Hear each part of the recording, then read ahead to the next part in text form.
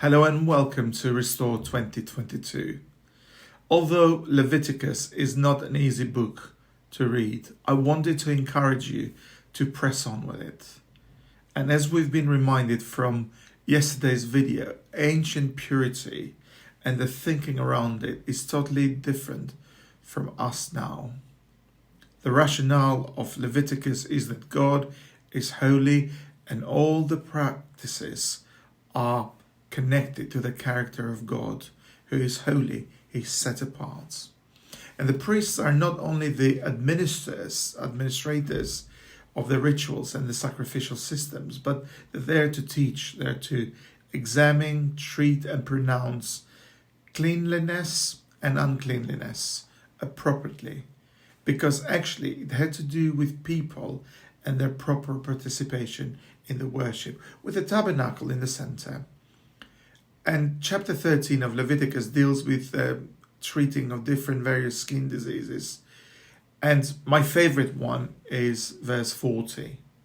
Joking aside, until recent years, the Hebrew word tsaraath, following the Greek translation lepra, has generally been translated as leprosy, as in our translation. But Waynham points out that modern medical opinion is agreed that true leprosy, which is Hansen's disease, is not one of the diseases described here. Also, archaeological evidence from Egypt does not indicate people having leprosy prior to 5th century AD. Though records show that leprosy has been identified before then, it was certainly rare in Palestine prior to the time of Christ.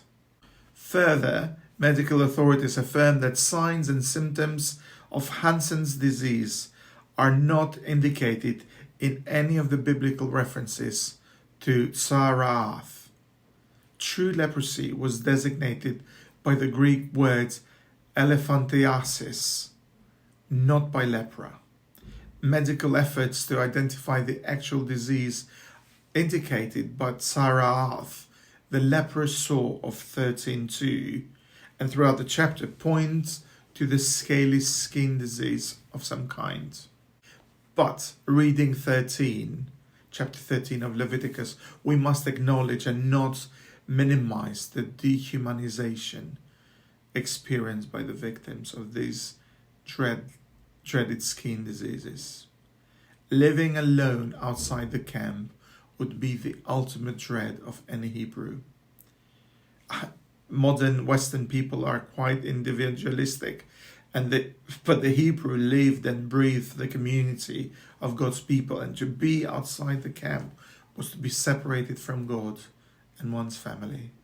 To be outside the camp was to be removed from the worship of the living God, because the tabernacle, as I said earlier on, was in the midst of the camp. To be outside the camp was to be cut off from one's people and from God's covenant. Nothing could be worse. Ever since sin entered the world with Eve and Adam, God's creation was corrupted, and that included the human body.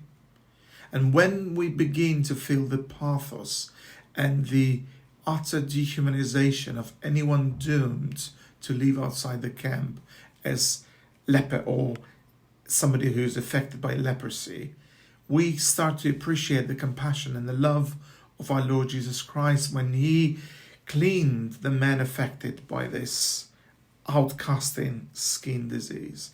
The men came to him imploring and kneeling down and saying to him, "If you are willing, can you make me clean?" This we read in the Gospel of Mark. And there must have been something special about Jesus for this diseased and ostracized man to approach and have this conversation, because the only words that he was entitled to say was unclean, unclean. He breaks the rules. But Jesus accepts him, listens to him, responds to him, and reaches out to him. And this encounter would have taken place outside the camp. Here was Jesus, out there where the outcasts and the isolated were. But even more awesome, Jesus puts out his hand and touches him, and immediately the man was healed. In reaching out and touching the man, Jesus enters in the man's uncleanliness. Here's a powerful and moving picture of the one who enters the world of the suffering and brokenness. He does not offer a word of encouragement from a distance. No, he touches the untouchable. He loves the one who's outcast. He blesses and heals the incurable. And yet, as Jesus breaks the law by touching this man, he asks this guy to go and show himself to the priest, and also doing what Moses has commanded as a testimony to them. And it seems to me that it's better to read this in the light of what we're learning from Leviticus, that the cleansing ritual that we are studying even in chapter 14 was not a ritual for healing, but a ritual for ceremonial cleansing, a restoration, for the first opportunity for the person who's been cut out to come back into the life of the community, into the life of worship.